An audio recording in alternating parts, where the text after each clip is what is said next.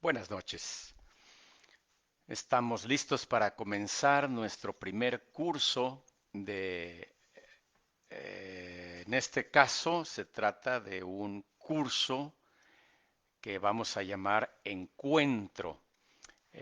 Ojalá y se alcance a notar aquí este escrito, curso Encuentro. Así le vamos a llamar. Es un curso que está compuesto de 9 lecciones. Así es que hoy vamos a ver la lección número uno. Lección uno. Uno de 9 lecciones.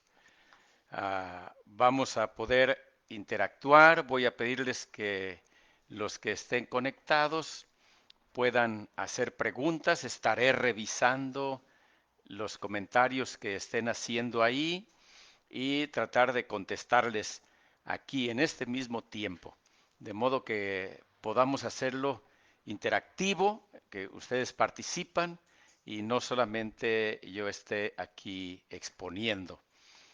Voy a estar atento aquí, permítanme, para poder estar checando entonces sus comentarios. Y el primer comentario que ustedes pueden hacer es ¿qué les parece la idea de estar juntos durante 9 lecciones seguidas que cubrirían prácticamente 9 semanas? Cada lección nos llevaría dos sesiones y las tendríamos miércoles y viernes de cada semana a la misma hora. Así es que escucho sus opiniones, estaré aquí atento a sus comentarios.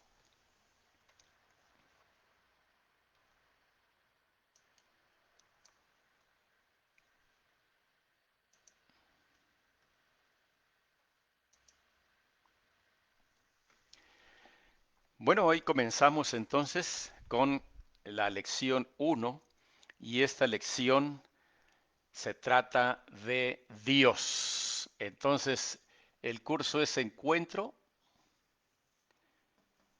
y vamos a llamarle Encuentro con Dios. La intención es que nosotros podamos ver lo que dice la Biblia, la Santa Biblia, las Sagradas Escrituras acerca de Dios. En algún momento veremos más adelante en otro curso lo que es la lección de la Biblia, pero les adelanto en este asunto. ¿Qué es la Biblia? Bueno, es la revelación de lo que Dios quiso que conociéramos acerca de Él mismo para nosotros, sus planes, también para la humanidad. Entonces, ¿cómo podemos nosotros saber de Dios?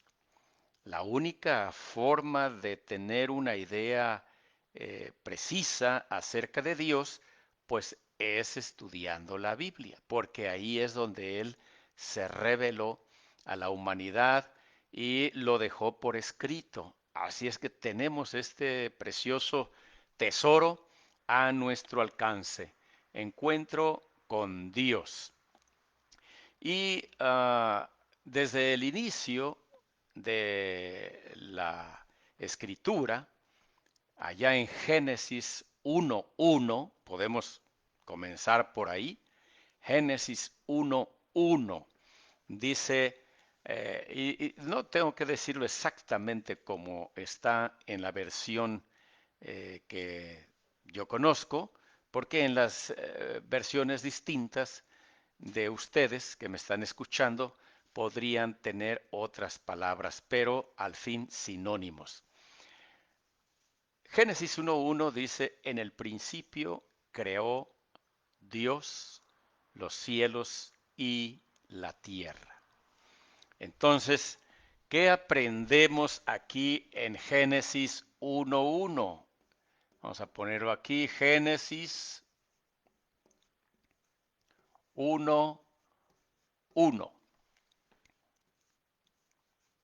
Podemos así resumirlo. Dios creó el universo.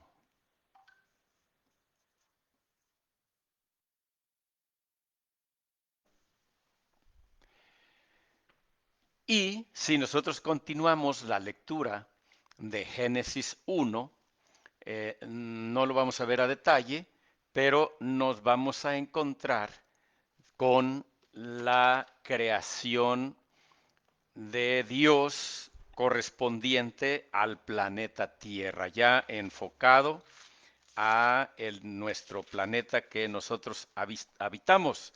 Esta es, esta es la Biblia y en esto es en lo que pues estaremos basando nuestros estudios, entendiendo que son cursos bíblicos, es decir, qué dice la Biblia respecto de algunos temas.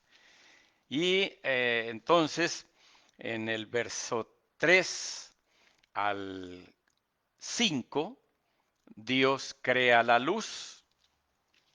En el verso 6 al 8, Dios hace una separación de las aguas y luego es lo que conocemos como cielos, la parte de arriba queda nombrada como cielos y así sucesivamente. No vamos a entrar en detalles, solamente para observar que a partir de allí hasta el capítulo 2, versículo 4, y aquí lo vamos a poner, Génesis igual, Génesis capítulo 1, comenzando desde el versículo 2, porque ahí ya se hace mención a la tierra, versículo 2, hasta el capítulo 2, versículo 4, tenemos entonces de manera resumida que Dios creó la tierra y todo lo que hay en ella. Entonces Dios creó el universo y aquí ya específicamente Dios creó la tierra, lo vamos a poner con mayúsculas como para identificar que se trata del planeta, el nombre del planeta. Dios creó la tierra y le agregan todo, todo lo que en ella hay, ¿verdad? Todo lo que en ella hay. Entonces, aquí estamos entrando a un encuentro con la escritura acerca de Dios. ¿Qué dice acerca de Dios? Y nos estamos encontrando con Dios, que es el creador del universo, es el creador de la tierra y de todo lo que hay en ella. Así es de que cuando uno es cuestionado acerca de en qué Dios creemos, la respuesta bíblica en este punto sería, yo creo en el Dios que creó todo el universo y creó los cielos y creó la tierra. Ese es mi Dios. En ese es en el que yo creo. Porque luego hay versiones distintas o concepciones acerca de Dios y luego la intromisión de literatura que pues podríamos llamar atea o dudosa de Dios, pues atribuye la creación del universo y la creación de los cielos y de la tierra a otros acontecimientos, ni siquiera a un ser supremo, sino a acontecimientos. Habrán oído la famosa teoría del Big Bang, que todavía está en boga. Bueno, aquí estamos entonces reconociendo que el universo y la tierra y todo lo que hay en ella existe porque Dios lo creó. Así pues, nosotros estamos en este planeta, somos parte de lo que Dios creó y podemos decir, sí, Dios me creó. Yo creo en que Dios me creó. Mi Dios es el que me creó. Y esto es algo firme que podemos entrar en nuestro corazón y de esta manera también no tanto contrarrestar las otras teorías, no nos interesa contrarrestar otras teorías, lo que nos interesa es tener la fe firme de quiénes somos y en qué creemos, porque teorías van y teorías vienen y Dios es el mismo, Él es el creador de todo. Esto es importante, padres de familia, que con sus hijitos puedan leer esta porción de la Escritura. Y hago referencia a los padres de familia. Acabamos de terminar las conferencias para la familia y les hacíamos la invitación de que enseñaran a sus hijos. Ustedes enseñen a sus hijos acerca de Dios y de los principios bíblicos. Entonces estamos empezando con ese terreno. De repente uno de sus hijos le podría preguntar, oye papá, ¿y quién es Dios? Ah, entonces aquí tenemos una respuesta. Dios es el que creó los cielos y la tierra. Te creó a ti y me creó a mí. Y hay un canto que enseño a los niños y ustedes pueden aprenderlo en este momento y también enseñarlo a su vez a los niños.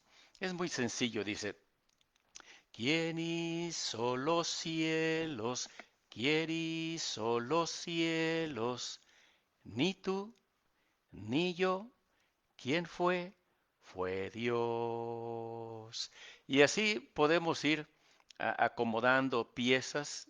Por ejemplo, ¿quién hizo el agua? ¿Quién hizo a papá? ¿Quién hizo a mamá? Y ahí los niños van aprendiendo y ustedes mismos van concretando ese conocimiento aquí en su mente. Entonces, puedo usar otra. Por ejemplo, ustedes allí en la referencia a la familia pueden meter a los integrantes en esta pequeña canción, sencilla canción. ¿Quién hizo a papá? ¿Quién hizo a papá? Ni tú, ni yo. ¿Quién fue? Fue Dios. ¿Quién hizo a mamá? Igual, ¿verdad? ¿Quién hizo a mi hermanito? ¿O quién hizo a mi hermanita? O le ponen el nombre. ¿Quién hizo a Aide? ¿Quién hizo a José? ¿Quién hizo? Y, y van reforzando esta enseñanza. Entonces, aquí tenemos la primera enseñanza acerca de quién es Dios. Por otro lado, no hay muchos dioses. ¿Verdad? No hubo dioses que crearan una parte del universo y otros dioses crearon otra parte del universo y otro dios creara la tierra. No, hay un solo Dios que hizo todo. Y un solo Dios, ahí ya nos vamos a transportar hasta Deuteronomio, capítulo 6. Aquí vamos a ponerlo. Deuteronomio, vamos a poner completo. Deuteronomio capítulo 6, versículos 4 al 5. Esta es una declaración enfática, contundente, acerca de la existencia de un solo Dios. Voy a darle lectura aquí en la versión que yo tengo, es Reina Valera 2015, editorial Mundo Hispano, y dice así como les decía, capítulo 6, versículos 4 y 5. Dice de esta manera, escucha, Israel, el Señor Dios, me regreso, escucha, Israel, el Señor nuestro Dios, el Señor uno es. Y amarás al Señor tu Dios con todo tu corazón, con toda tu alma y con todas tus fuerzas. ¿Qué aprendemos aquí entonces? Que Dios es único aquí. Aquí ya lo vimos como el creador del universo. Aquí vamos a poner la palabra único y con puras mayúsculas para que se note. Único. Él es único, no hay otro Dios. Esto es importante aclararlo y además recordarlo. Ahí viene en la Biblia esta declaración. No hay muchos dioses, hay un solo Dios, uno solo. Las religiones politeístas, el nombre que le pongan, no es importante aquí sacar a colación los nombres de algunas, pero ¿qué es una religión politeísta?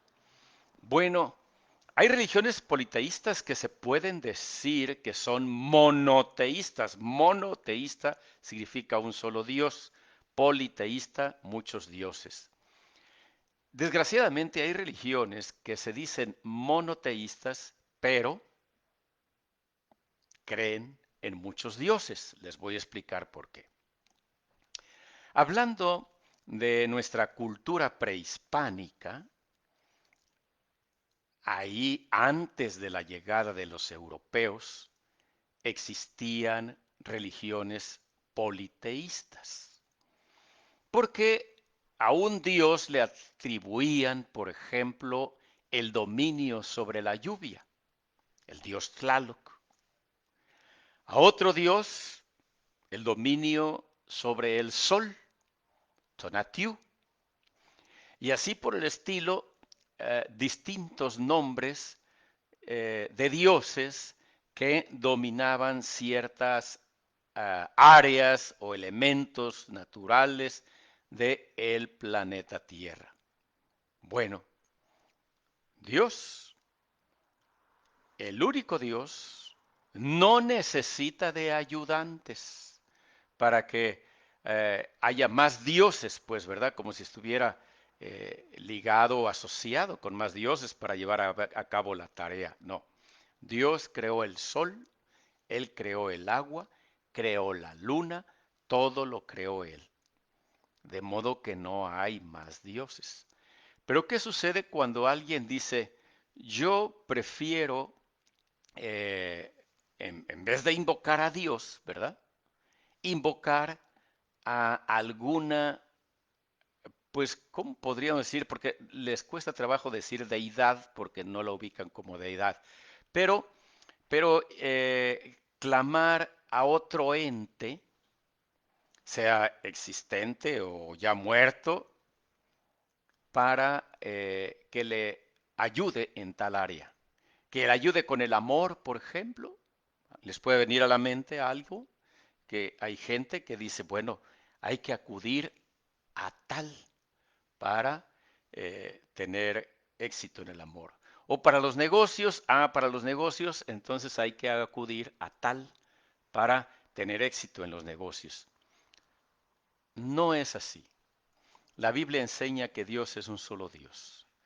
Y usted quiere en esos afectos sanos, estamos hablando sanos, de que necesita una relación amorosa con una persona, de una manera sana, de tal modo que puedan llegar al matrimonio sanos también. Bueno, acérquese a Dios, porque Dios es amor. Él es el Dios del amor. No hay necesidad de apelar, por ejemplo, a Cupido o a Eros. No, no hay necesidad. Los griegos, los romanos, ellos pues tenían este tipo de especialidades, por eso tenían tantos dioses. Esta es la primera lección, muy importante, para llegar a un encuentro con Dios, solamente Dios. Él es el creador de todo y Él es único. No hay más dioses. A algunos de ustedes quizá les cueste trabajo llegar a captar esto, pero vamos empezando.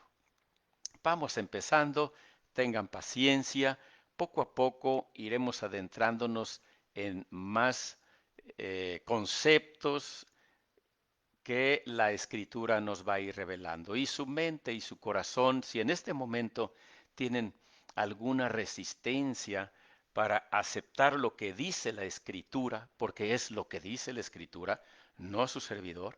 Yo no estoy aquí para enseñarles mis ideas o mis ocurrencias, mis teorías. No, no, no. El curso es bíblico.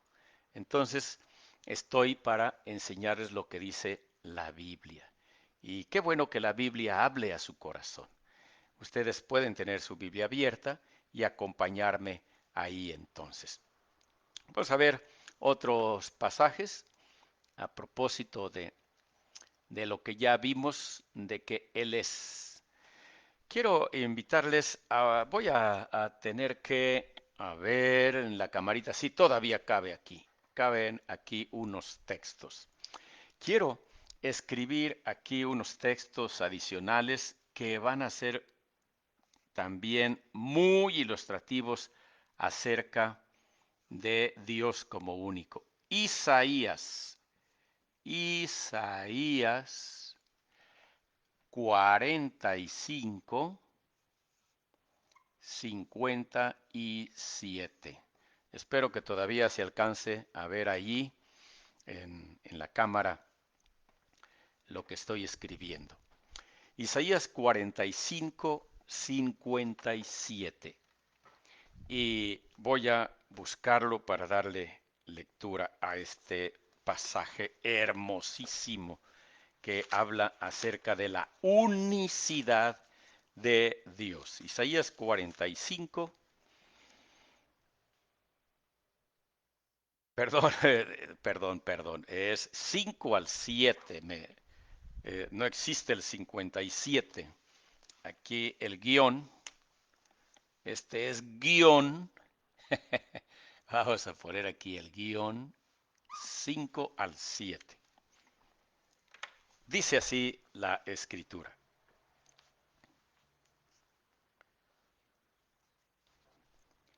Yo soy el Señor y no hay otro.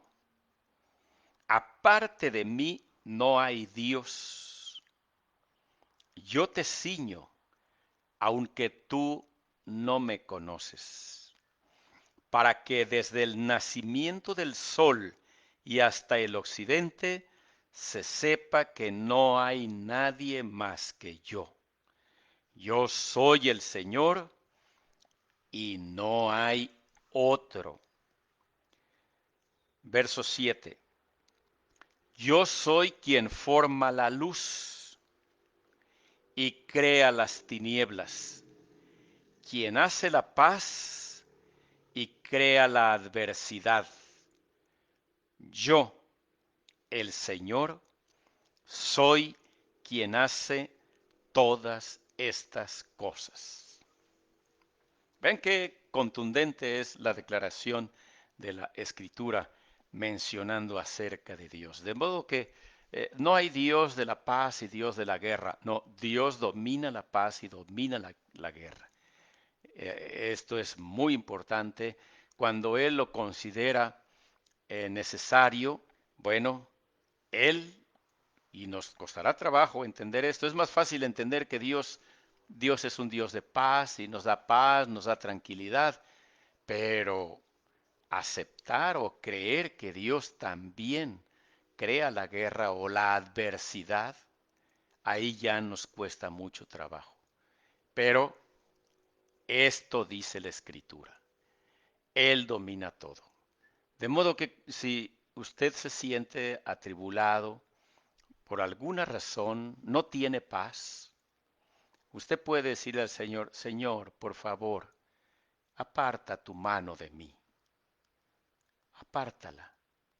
Ya no estés en guerra conmigo. Perdóname.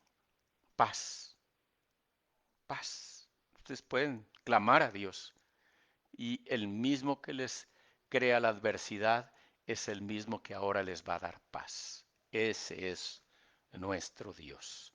De modo que magia negra y que magia blanca y esas cosas son obscuras, son de las tinieblas. Hay que acudir a Dios.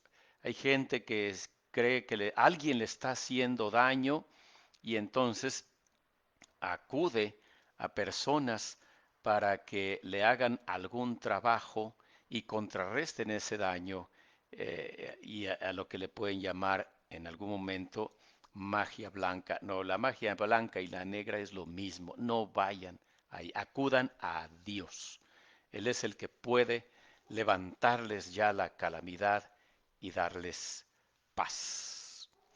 Y hay más pasajes aquí mismo, Isaías 44:6, nada más me regreso tantito, lo voy a escribir aquí, 44:6. Aquí voy a ponerle enseguida con dos puntos, 44:6, con punto y coma para separar los puntos y coma. También voy a poner el 43:10. Como se trata del mismo libro, bueno, pues ahí los aprovechamos. 44:6 dice así: Así ha dicho el Señor, Rey de Israel, y su Redentor. ¿Recuerdan cuando vimos al Redentor el día viernes en la conferencia? Todo ese concepto de redención. Dice el texto, voy a continuar. El Señor de los ejércitos, yo soy el primero y yo soy el último, y fuera de mí no hay Dios. No hay Dios. Entonces, Dios es uno solo. Y 43:10, me regreso un poco y dice, ustedes son mis testigos, dice el Señor, mi siervo que yo escogí para que me conozcan y me crean, a fin de que entiendan que yo soy. Antes de mí no fue formado ningún Dios, ni lo será después de mí. Yo, yo el Señor, dice el verso 11, fuera de mí no hay quien salve. Qué contundente, ¿verdad? Voy a agregar aquí el versículo 11, 10 al 11. Entonces, no hay quien salve más que Dios. Si usted está en una situación crítica, quizás está desmoronando la familia, el matrimonio, los hijos, algunos posiblemente anden desviados del camino, en las drogas o el alcoholismo, en la rebeldía. ¿Quién puede ayudarle a salvar a su familia, a salvar su matrimonio? Solo Dios. Fuera de Dios no hay quien salve. ¿Quién puede salvar su alma de manera que no se pierda, no se condene eternamente? Solamente Dios. Fuera de Él no hay quien salve. Y Apocalipsis, que es un libro que normalmente no se lee porque se piensa de una manera pues como tétrica y espantamasgórica, todo eso, pues no, prefiero no leer, pero Apocalipsis tiene unas declaraciones hermosísimas. Aquí le voy a poner Apocalipsis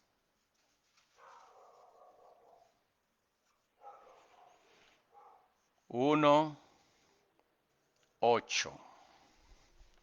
Apocalipsis 1:8. Vamos a ver lo que dice este libro y en algún momento, más adelante, tendrá que pasar más tiempo para hacer un estudio sobre el libro de Apocalipsis, que es muy interesante y muy confortable, quiero decirles. Nada de sensacionalismo ni nada de esas cosas. Si su servidor decide dar ese curso, olvídense, no habrá esa expectativa de que de esas desviaciones que hacen con la interpretación del Apocalipsis. No, muy centrado en lo que dice el texto, como en este caso. Fíjense nada más lo que dice el 1.8. Dice, yo soy el alfa y la omega, dice el Señor Dios, el que es y que era y que ha de venir, el Todopoderoso. El alfa y la omega. Son las dos letras que son los extremos de el alfabeto griego. Alfa y omega. Entonces lo que está diciendo el Señor, yo lo cubro todo. Yo soy el principio y soy el fin, pero además cubro todo esto. Todo. Él es todo. No hay otro. Si Él es el alfa y es la omega, bueno, no hay alguien que pueda estar antes del alfa. No hay algo antes del alfa. El alfa es lo primero, el principio, y omega es el fin. No puede haber algo después del fin. No, no hay absolutamente alguien aparte de Dios que cubra el todo. Esta es la primera de bueno, la primera parte de la lección 1 que hoy estaremos viendo y vamos a avanzar hacia la parte 2, algo que nos va a costar trabajo porque, por un lado, Dios es único. Eso está claro, ya, aquí lo tenemos. Vamos a borrar para poder utilizar el espacio para la siguiente parte de la lección 1.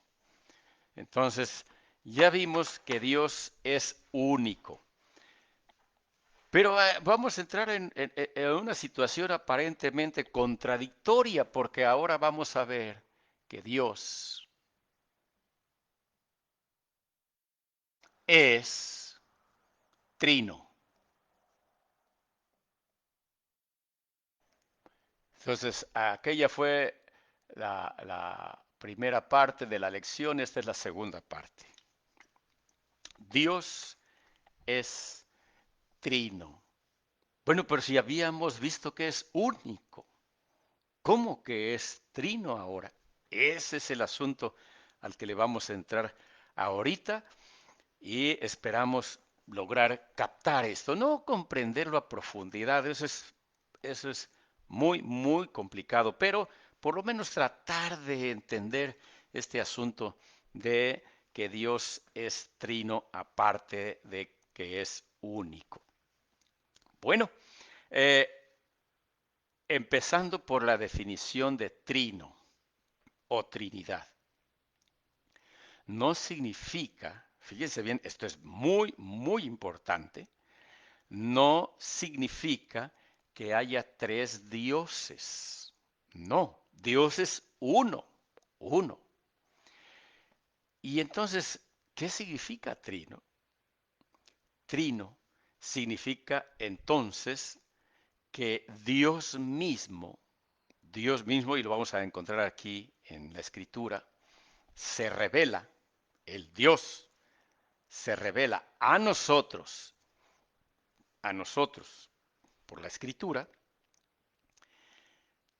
en tres personas distintas.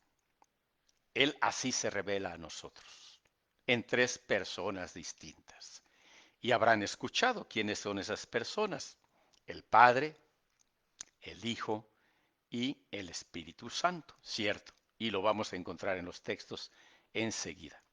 Aclarando que la palabra trino o Trinidad no se encuentra en la Escritura. Solamente encontramos a las personas que forman parte de la deidad, de la única deidad. Eh, a veces nos expresamos de tal modo que podemos confundir cuando decimos, por ejemplo, Dios Padre, Dios Hijo, Dios Espíritu Santo, pues parece que estamos hablando de tres dioses. Es un problema la expresión a veces cuando nosotros la usamos así, pero en realidad podemos decir el Padre es Dios y Dios es uno, ¿verdad? Vamos a pensar en que aquí este es Dios.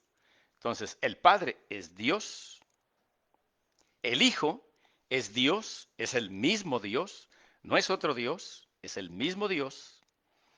Y el Espíritu Santo es Dios, es el mismo Dios, no es otro Dios, es el mismo Dios. Y así lo vamos a encontrar entonces en las Escrituras.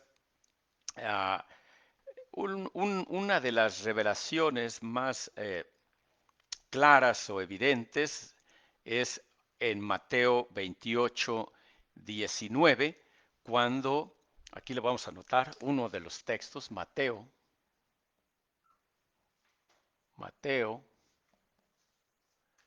28, 19, cuando el Señor da la orden de que se bautice en el nombre, en el nombre de, aquí le vamos a poner bautismo,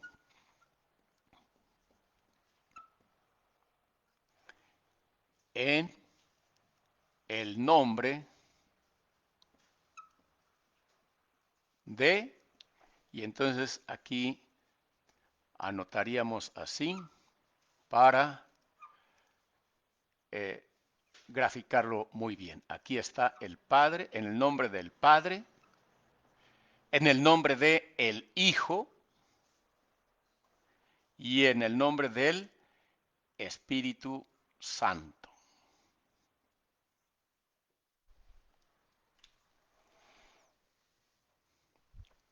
En este momento, allí en esta escritura, no podemos decir que, bueno, al Padre normalmente rápido lo identificamos como Dios. Ese no nos cuesta trabajo pensar que el Padre es Dios. El problema lo tenemos ya con el Hijo y con el Espíritu Santo, ciertamente.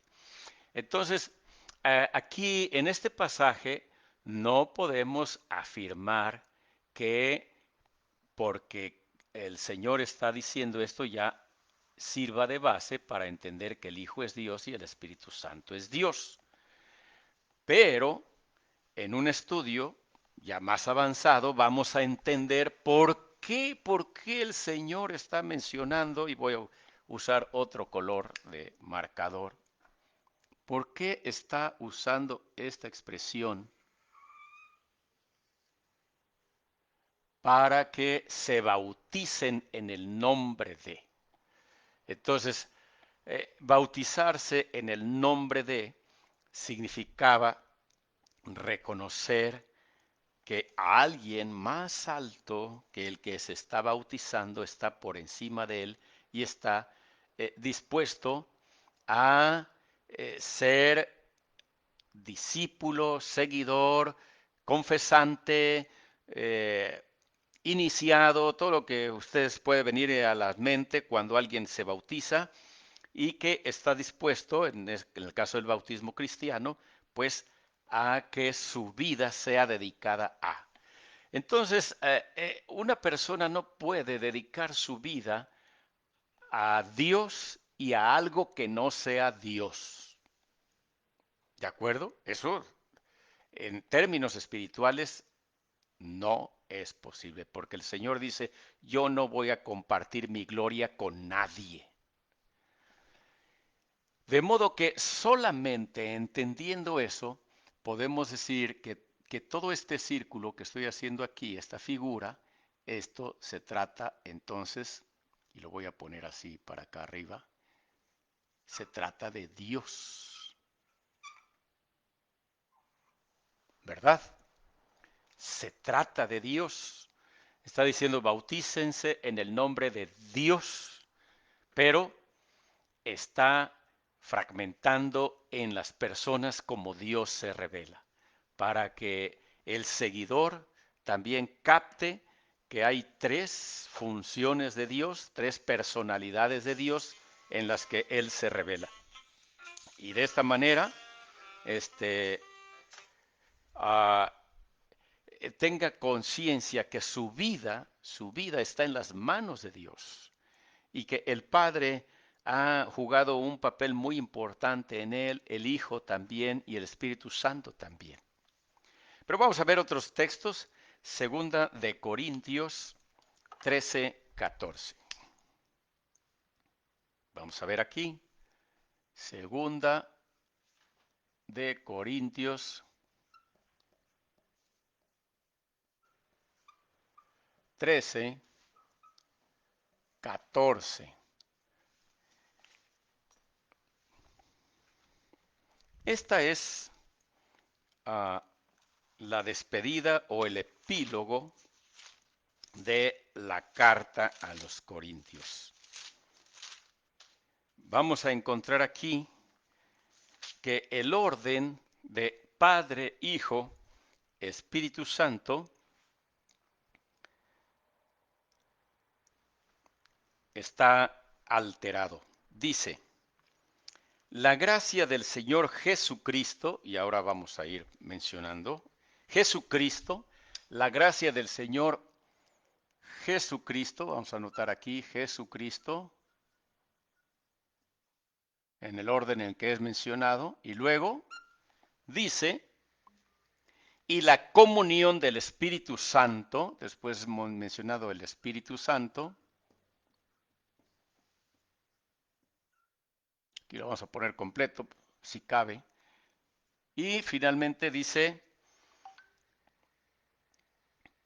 perdón, ya me salté, es la gracia del Señor Jesucristo, el amor de Dios, y allí el texto está haciendo referencia al Padre. Cuando la Biblia habla de Dios y no usa la palabra Padre, está refiriéndose precisamente al Padre. Entonces aquí está el Padre y después aparece el Espíritu Santo.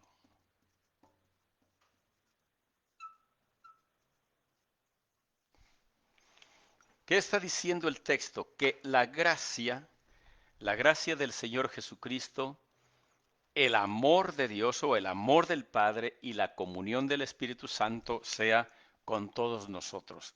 Esto envuelve a lo que estamos detectando como Dios. Ahora, Efesios 4, 4 al 6. Voy a poner más abajo para la gráfica. 4, 4 al 6. ¿A quiénes menciona primero? Vamos a ver. Y vamos a cambiar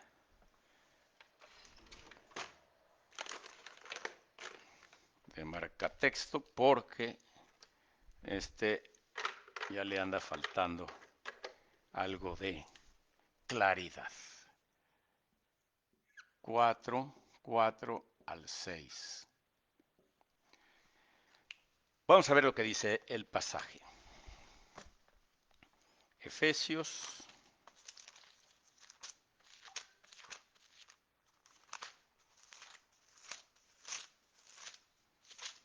4, 4 al 6. Dice así la escritura.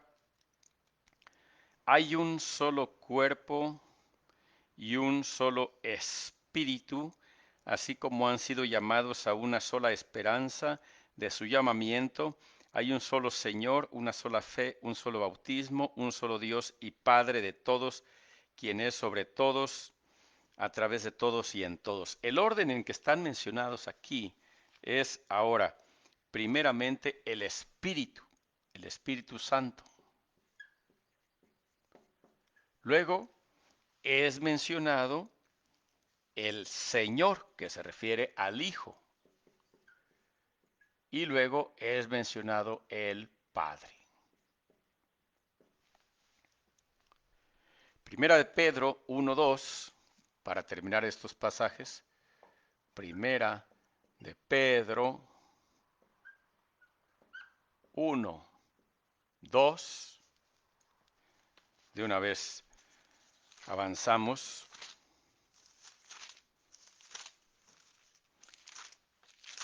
Dice así el texto. Elegidos conforme al previo conocimiento de Dios Padre. Entonces aquí es primero mencionado el Padre. Luego dice, por la santificación del Espíritu,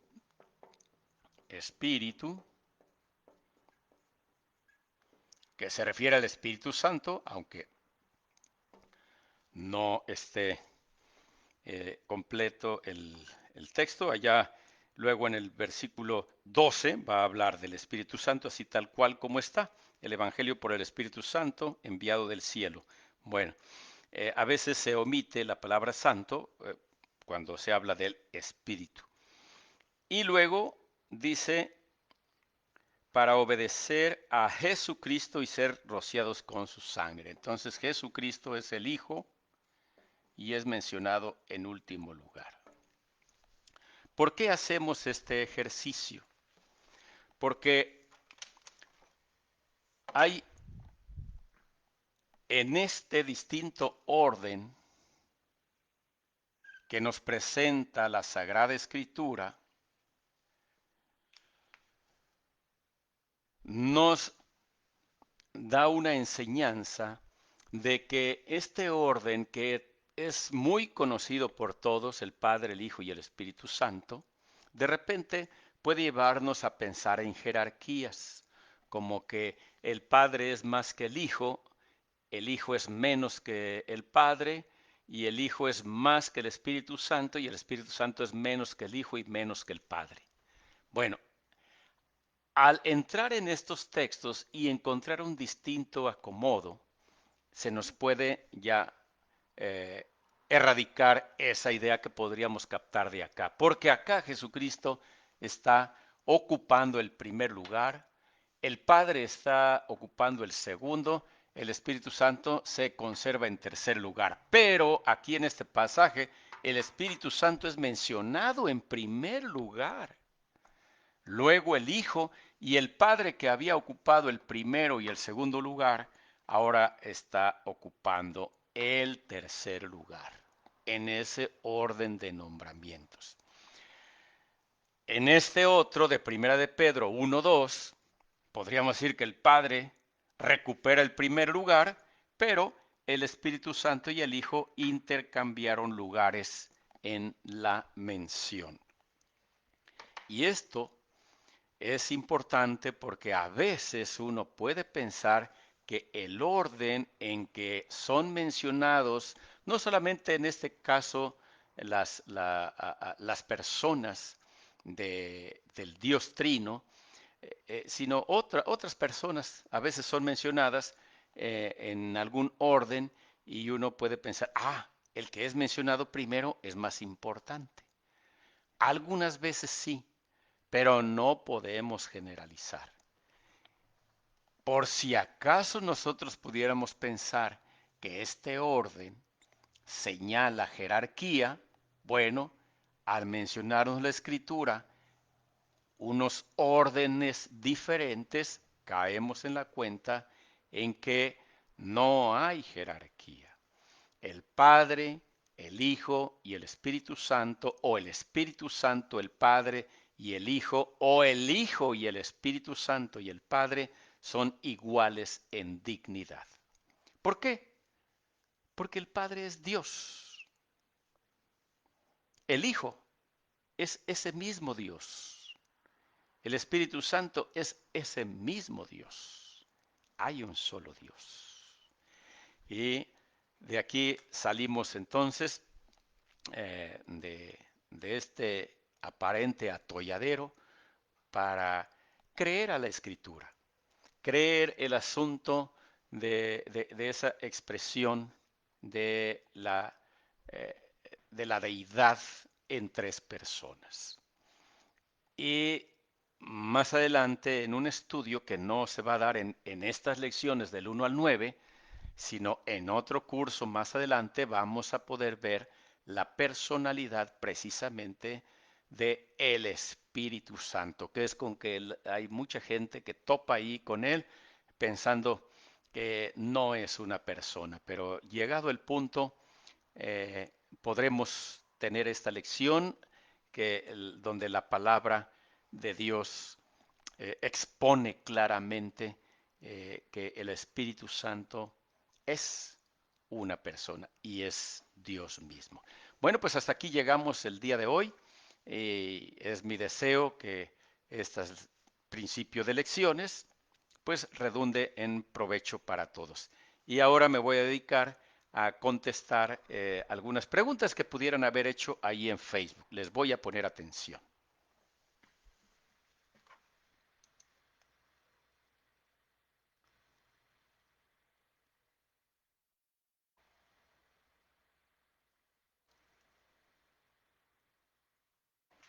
Muy bien, me parece que no hay dudas, no hay preguntas, he revisado, pero si en el curso del día, que ya quedan pocas horas, o de mañana, o más adelante, ustedes al escuchar esta explicación tuvieran alguna duda, no tengan ningún recelo o empacho en ponerlo ahí y su servidor estará atento en cuanto a esta lección.